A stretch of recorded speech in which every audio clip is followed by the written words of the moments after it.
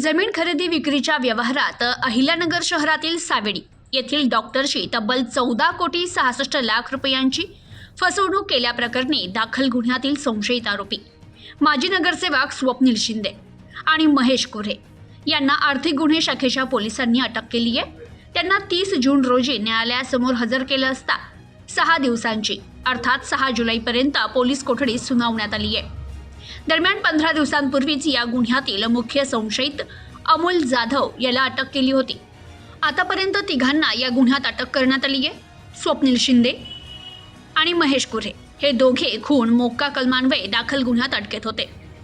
त्यांना नाशिक कारागृहातून वर्ग करून फसवणुकीच्या गुन्ह्यात अटक करण्यात आली आहे।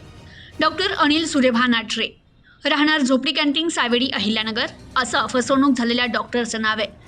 त्यांनी 8 नोव्हेंबर 2025 रोजी MIDC पोलीस ठाण्यात दिलेल्या फिर्यादीवरून 30 जणांच्या टोळीविरोधात कटकारस्थान रचून फसवणूक केल्याचा गुन्हा दाखल करण्यात आलाय। हा गुन्हा तपासकामी आर्थिक गुन्हे शाखेकडे वर्ग करण्यात आला। या गुन्ह्यातील मुख्य संशयित अमोल जाधव हा गुन्हा दाखल झाल्यापासून फरार होता।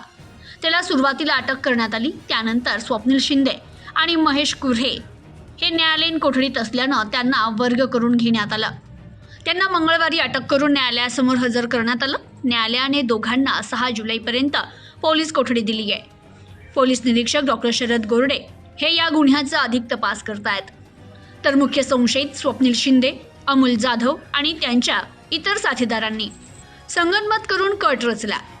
संशयित आरोपींनी डॉक्टर आटरे यांच्या जमीन खरेदी विक्रीच्या वेगवेगळ्या व्यवहारात सुरुवातीला त्यांचा विश्वास संपादित केला।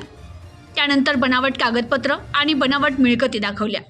इतकंच नव्हे तर बनावट मालक उभे करून त्यांच्या बनावट सह्या करून डॉक्टर आटरे यांना दस्त हस्तांतरित केले। या खोट्या कागदपत्रा आधारे आरोपींनी डॉक्टर आटरे यांच्याकडून वेळोवेळी पैसे उकळले। त्यांची एकूण 14 कोटी 66 लाख 51 हजार रुपयांची फसवणूक केल्याचं फिर्यादीत नमूद केलंय। प्रतिनिधी मोहसिन शेख, न्यूज टुडे 24, अहिल्यानगर।